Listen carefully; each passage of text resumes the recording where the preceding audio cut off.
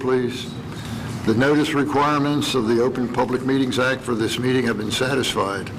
A copy of the annual meeting notice was sent to the press and now be posted on the bulletin board in the municipal building, the municipal website, and filed in the office of the municipal clerk. Would you please turn off electronic equipment and stand for the flag salute? Attention, salute. I pledge allegiance to the flag of the United States of America, to the republic which stands, one nation, under God, indivisible, with liberty and justice for all. Would you call the roll, please? Mayor Becker. Here. Commissioner Blumberg. Here. Commissioner Taube. Here. Before we begin this meeting, we need a resolution to appoint Mr. Deeney as our acting clerk. I'll make a resolution that we appoint Rich Deeney as our acting clerk. Second. Motion. Call the roll, please. Mayor Becker? Yes. Mr. Blumberg? Yes. Mr. Tarby? Yes. First item for discussion, Fred, are you prepared? Technology? Okay. I knew you were tired of sitting already. Printed out what the new courtroom meeting room would look like from the top down. Thank you. And then I'll go over and explain what all the pieces of it are. I'll explain what all the different devices are that are in there, and hopefully make this as quick as I can.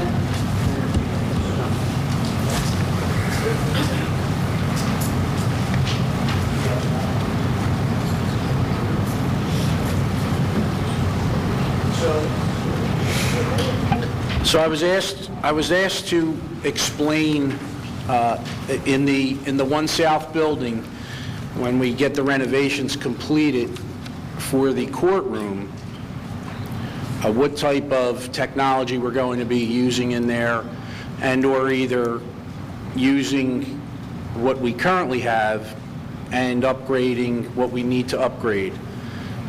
Keeping in mind that this is, and always will be once we're finished, a municipal court. And so we were bound by a lot of the rules and regulations of the court when we designed portions of this room. So if you look at the picture, it's actually a picture from above looking down. And so you'll have a sound system that's designed for the court, which means the red circles that you see, most of them will be recorded into the computer that you see on there for court days. And that's done as a standard of the municipal court. Those microphones we probably still have upstairs, and we probably still will use them. They are special microphones that you cannot mute, as the court doesn't allow that to happen, so you have to record everything. So I do have professional companies coming in to do this. They do courts all the time. They've done our old court when it was in session. They maintained all the equipment, and they were the same group that came in here when I needed them as quick as I did to get a meeting session set up in here. So I'm very confident with them that the audio portion and the computerized portion for the courts will be up to standard, and by the way, it has to meet the court's approval, and I think so far everything that we've documented has. Going forward from there, what I decided to do was make the room more useful, not only for planning board, but for any type of meeting that we may have or presentation that we might have. And so what you see is, first of all, if you look at the four corners, there's black arrows that point out. They are surveillance cameras. So the courtroom will be under surveillance no matter what, at all times. No different than we had before, just more technology for surveillance in there. There's a scanner that has to be used to scan people that come in for court. That's in that lower left-hand corner. That will be moved out to the door area. People will be walking through that to scan them before court. And if we decide that we want to do it for public meetings, I think the chief might have something to say about that. So that's up for discussion. I only leave it out there so it's available. The sound system itself is designed by the sound company, so they will come out, measure the room out, and appropriately put in however many speakers we need to cover the room. We already know what the room consists of because you can't raise the ceiling anymore than it is. So I'm very confident in the sound and the projection of the sound that we're going to get. What I did add was more for presentation purposes. So what you're going to see in here now, I've added 3 projector screens. The one projector screen, if you remember from the old building, used to be a gigantic TV that was enclosed in a case. And that was up in the area where the big table used to be. So we'll still use that same model, only the television will be gone. It'll be up in the ceiling and remotely brought down with its own projector facing it. Along with that, you'll have 2 of the same type screens on the visitors' half of the wall that will again bring themselves down. They'll be up against the ceiling. You won't recognize them other than looking up, but they'll be able to be brought down with projectors facing them. So at any point in time, you'll be able to project any presentation to either 1, 2, or all of them at the same time. The connections will be in multiple locations. They'll be in this solid wall. We'll have connections for the ability to use a laptop, a VCR, whatever device you want to use to project. You'll see there in the middle is a Wi-Fi connection. I asked Maureen to check in the Corps to see if it was okay. They said they don't have a problem with us putting a Wi-Fi connection in there to give that room the ability to have the internet. I don't know how the judge would feel about court time, but if it was a presentation like for planning board or some other presentation where they need the internet, we will have Wi-Fi in there. I just have to figure out the most efficient and cost-effective way to get it there. But that room will have Wi-Fi in there. So, basically we've upgraded from a simple court room that we turned into, for all intent and purpose, a meeting room, to a room that's designed for all of those things. So when you look at this work table, you say, well, if I have planning board in there, what do I do about all of my microphones? Well, the microphones that we're using right now, we're going to take with us. These are portable. And so prior to a planning board meeting or any type of meeting where that table will be full, these microphones will be used. They'll be set out, they'll be tied into the system, and of course everything will be audio recorded like all of our meetings are. And that's about as much as I could tell you so far about the design of the room. We haven't gone much further than the design. When we start doing the work and laying out the room, then I'll have the professionals come in and we'll have more towards the type of devices we use and how we use them. The equipment that we use in here is not going to waste. It's portable equipment, so we'll be able to use it for any other purpose that we want. And since we've been using it now for, over 2 years, I think, it's really worked well in here, even though we do get complaints about the way the sound is in here. That's not because of the equipment, it's because of the room. So, that said, that's about as much as I could tell you so far about the design of the room. If you have any questions, I'll try to answer them the best I can. Does anyone have any questions for Fred? Brenda? Marty? Nice job, Fred. Thank you. Good. Thank you, Fred. Okay, thank you. Next, we have, Danny, are you ready? Dan Adams is going to talk about... Very brief, Ugh. to the point. That'll be the first time. Yeah, well, we'll Hold do the our best. microphone. Hold the mic, Dan. Don't break it. I can just pull the mic out? Just take the mic out. As part of our criteria with the GIF insurance, we're required to put safety on our agenda at the commission meetings.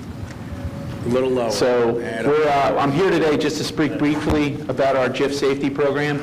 In 2014, we did qualify as a qualifying city in the GIF program, and with that, we met the criteria to get an additional $1,500 in the safety incentive program.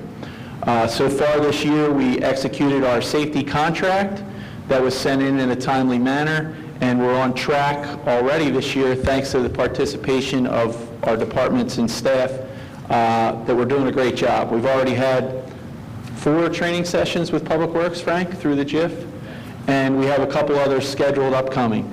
I want to thank Lisa, our fund commissioner, for doing a great job and keeping everything together, and without the department heads and the staff, we wouldn't be able to execute the program and be able to do everything like we do. So we look forward to a great year with 2015.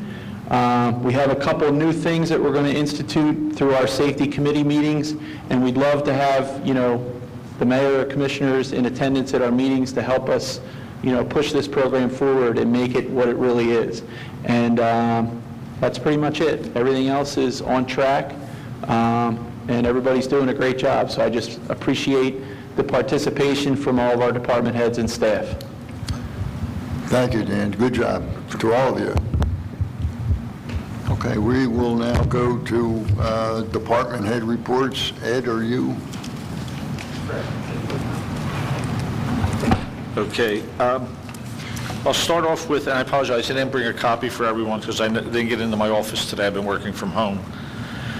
The Decatur Avenue vehicle ramp, we've proceeded with the design on that. That's time sensitive to get that out to bid so that it can be constructed prior to the season. The same with the CDBG beach access grant that we have for Frontenac Avenue. So we want to get those out to bid in the near future so that it can be constructed prior to the season, to the recreation season. 1 South Washington, we received bids on the 11th at 11 o'clock.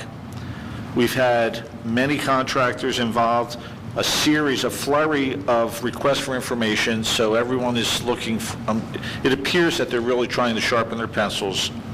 The base rough-in wiring for everything that Fred has here is included in this, is already in the plans. We went through this prior to going to bid with Fred. So all these items, the cabling will be pulled. Prior to that cabling actually starting to be pulled, we will have to confer with the sound system people to make sure everything's exactly what they think it should be. So it's our intent, we open the bids on the 11th, everything comes in good, we would want to award at our following meeting, which would be the following Thursday. As soon as it's awarded, we will get the contracts done and we'll get the pre-construction conference started. The energy allocation initiative application that we put in, which was for the generators for this building, the 2 generators, that money is in place. The state has indicated that we have a total $176,500. The remaining portion that's necessary has been previously allocated. So the state is requesting a work meeting to get the project kicked off. We essentially have the project designed. As soon as they let us start, tell us everything's good, we can get it out to bid. So it's our intent to have or it's our hope to have this working, installed prior to the heavy portion of the hurricane season. So the Ventnor Avenue streetscape, we are just about ready to go to bid on that. That'll be within a week or so. Those plans will be complete for bid. The Ventnor Avenue Parkway irrigation system, I've told Joe Johnson in my office I need that done within the week. There's money out there. We don't want to risk losing it, so we're going to fast track that. Firehouse number 2 concept plans. The chief and I have been meeting regularly to talk about different concepts, different ideas, and at some point in the future we'll have a sit down to go over what we're seeing so far. We're kind of brainstorming, trying to think outside the box. The 2014 road program is, we anticipate advertising that by the beginning of April. The 2014 state aid, which is Amherst Avenue from Washington to Vendome. Okay, that will be advertised, or actually that was advertised on the 25th. We're receiving on March 25th, and then we will award at the subsequent meeting. The current road program is at a standstill because of weather. Speaking with the contractor yesterday, the anticipated temperature next week should allow them to start doing concrete work. So we're hoping to get that, and I told them to try to kickstart it, get as much done as possible. And that's about it. Thank you, Ed. Sure. Frank?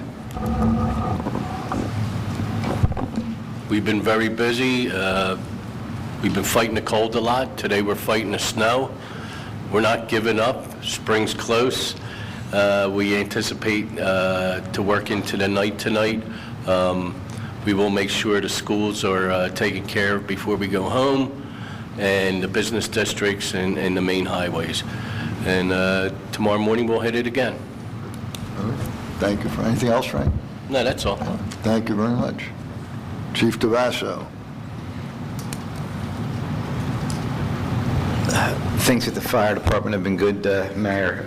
We continue to work along with Public Works, Police, and Building Department with hazards, broken water pipes, and mitigating those things for the residents. Also, on the beach patrol side, negotiations have been going well and should be, I anticipate, quicker, sooner than later, finished. So we'll let you know on that. That's it. That's it. Thank you, Tony. Lisa? I have nothing to report today. That's a record. Thank you, Lisa. Chief Wilson? We're in storm mode at the police department with utilizing SUVs for patrol, and I'm happy to report, as of right now, there have been no motor vehicle accidents, which I'm surprised about because the roads were a little slick, but not too bad. I anticipate hopefully people will get off the roadway before it gets dark, so we should be okay. Other than that, everything's fine. Thank you, Dave. Mr. Deeney? I think Lisa has nothing to report because she's been so busy wrapping up budget, debt statement, documents, capital budget, FEMA reimbursement. Finance office has been really rocking along here in the last 6 weeks. Speaking of capital, we had our final staff capital meeting earlier this week. The people in front of you were there and have worked together wonderfully well again this year. We had a few $100,000 to find and reduce to stay within the guidelines that we've been working at, the $3.5 million and the $1.5 million utility, and we were able to come to final agreement quite easily on Tuesday. The next step in this process is to put the document together, get it to you, which should happen within the next week or so, And then as early as the next meeting, we would have a funding ordinance on first reading before you. We will be sending it to the appropriate professionals to prepare that ordinance, our bond counsel. But you should look favorably, I believe, on this. It's a mixture of equipment and road projects, and basically they're the two major components here.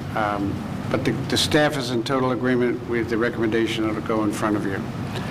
So I wanted you to look forward to that. The second report and last that I have today is a very short one, but it's a Beachville report that I've been making for the last several months. And it reads as follows. The Army Corps of Engineers announced through the media on February 25th that they were abandoning the bid process and would not be awarding a contract for beach replenishment on Amsecan Island based on the advertised proposals and the opened bids from November 2014. They acknowledged that there were property ownership issues that prevented them from awarding the contract. They announced an intention to resume the request for bids anew when the ownership issues were resolved.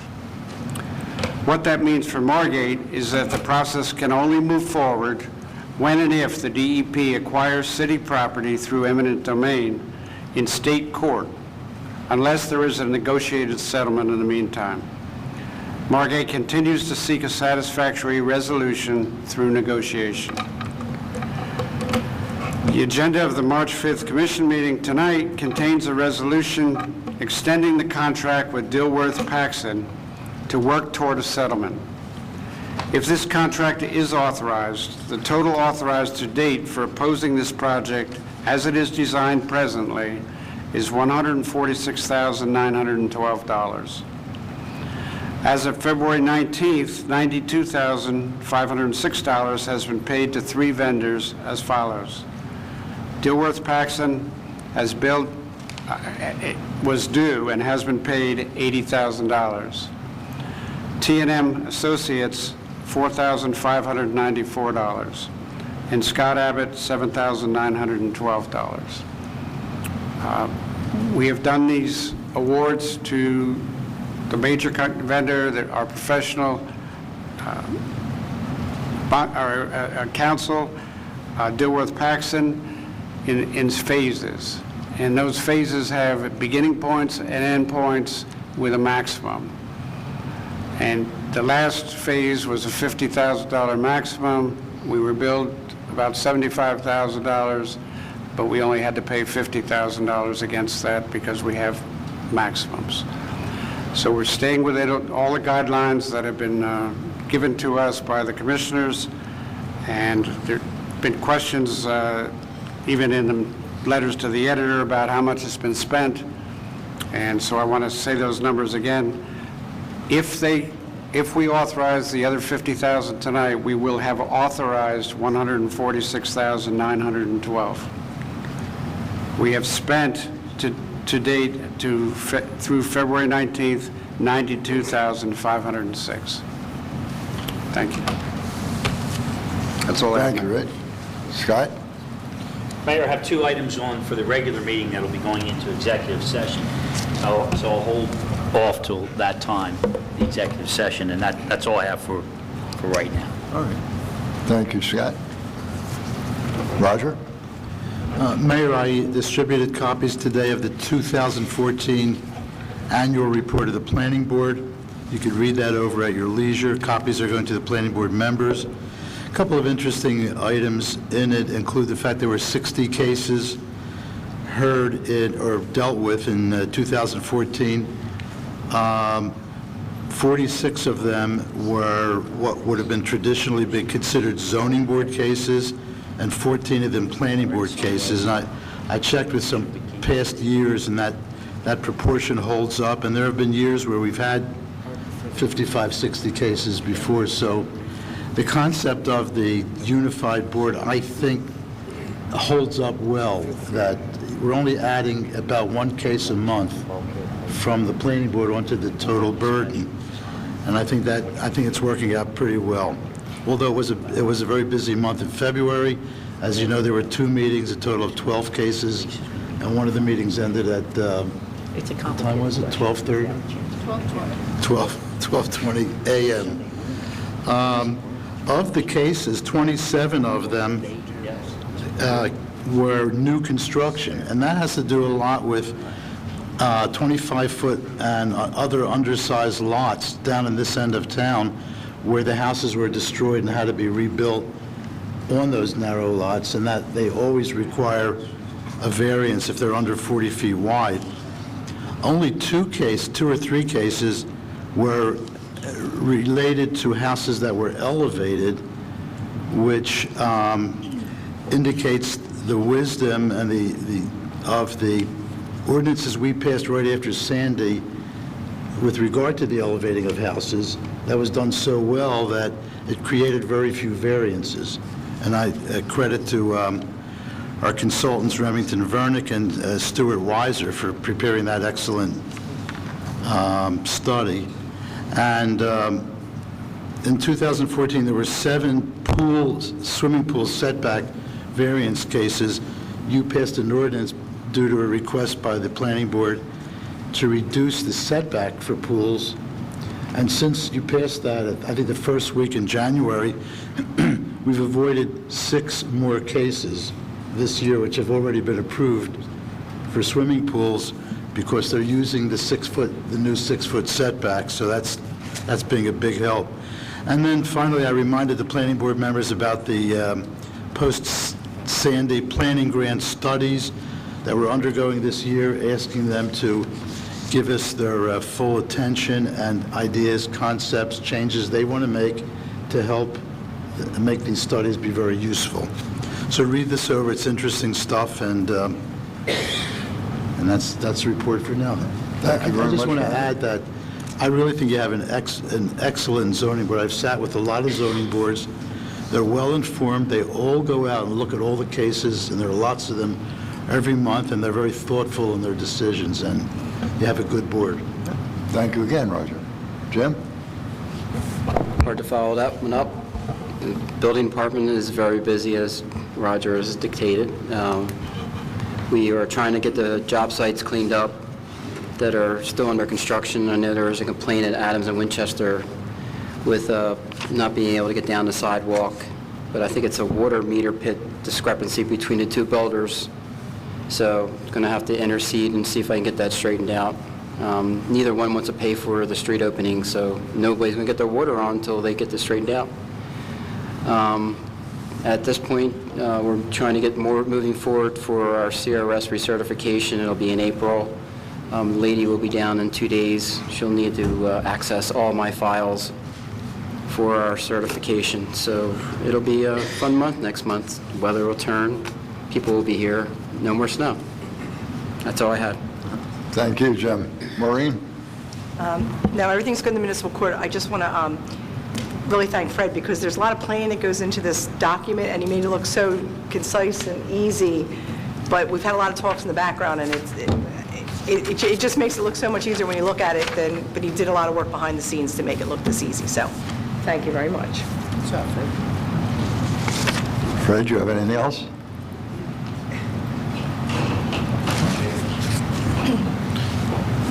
The only thing I'd like to know is, do we have a time frame on when the generators are going to be operational? No. We don't have a time frame. But as soon as we go to bid, then we can anticipate, we can check the lead time on the generators and the construction time. So, June? we're probably looking more like July or August, okay? I don't want to give you an overly optimistic date. You didn't. But He made you happy? You didn't. But to Ed's defense, even though we've known about this grant for a long time, and then we finally knew about that, we got it, we didn't get the official word on that until this week. Yesterday, yes. I mean, you could understand my concern. Along with the rest of the stuff that I do during the week. This past week, I spent a lot of time up in our records area room, which is upstairs. There's a couple of the classrooms that we've taken for record storage, and we decided, Lisa and I had moved some of the boxes that were downstairs. We moved upstairs, and so I spent a lot of time up there organizing the room, shelving, and Rich went up to see it today. It's actually looking a lot better. It's more organized up there, and I still have a little more work to do on it. So it's not exactly what I want to have for record storage, but for now it'll work. So that's a good thing that we can keep all our records in one place. Following that, we'll be over at 1 South to get rid of the records that are in the attic. I already spoke with Frank about it.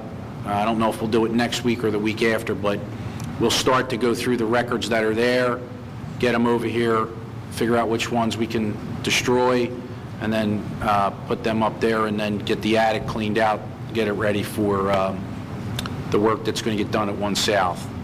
And that's about all I have. Thank you. Thank you, Fred. Fred, just to make it clear to the members of the public, anything we destroy, we have to get permission from the state to destroy. There's a whole records program, and we go through that, so it's not like we're making... Yeah, that is correct. There's actually two government entities that handle it. One is DARM, and the other one is called Artemis, and that's where you go online and you put in a request for destruction. I happen to know what the retention period is for a lot of the records, so I'm able to go in, request the destruction. That has to get approved by the auditors, and then once it's approved by the department head and the auditors, it goes up to the state for final approval, and then once they get it back to me is when I start getting everything ready for destruction based on the report. So it's not the first time that I've done it, so I do have a system to getting it done. But Rich is right. You just can't arbitrarily pick records to destroy. There is a retention program. Okay. Brenda, do you have anything? Maury, do you have anything? Yes, I do. I have a heartfelt thank you to Frank and the crew from Public Works. It's just everywhere I go, everyone I talk to talks about what a great job these guys do when the snow starts to fall. So thank you for making us look good. My second item is, for those of you that don't know, tomorrow is a very, very special day in Margate history. Does anybody want to guess what that is? Something to do with Lucy? No, it's Chief Tabasso's birthday. So happy birthday to Chief Tabasso in advance. In fact, I won't say because I don't know, but I do want to wish him a very happy birthday. That's all I have. Thank you, and I'll let you know how old I am, 50 tomorrow. Thank you. Happy birthday, Tony. We'll leave it at that. Thank you. I have nothing. At this point, we'll open it up to comment, 3 minutes on anything that's been discussed here today.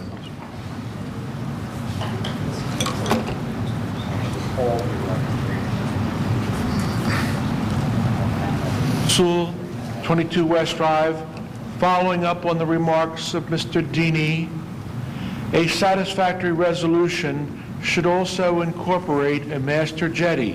While we have this hiatus, I think it's the appropriate time to begin to lobby Frank Lobiondo and the other individuals who are in Congress to get an appropriation to put a master jetty at the end of Longport, because that would solve a multitude of problems, much better than any 45-minute dunes. Thank you very much. Thank you. Anyone else? Is there a motion to close public comment? I'll make that motion. I'll second. Mayor Becker? Yes. Mr. Bloomberg? Yes. Commissioner Tommy? Yes.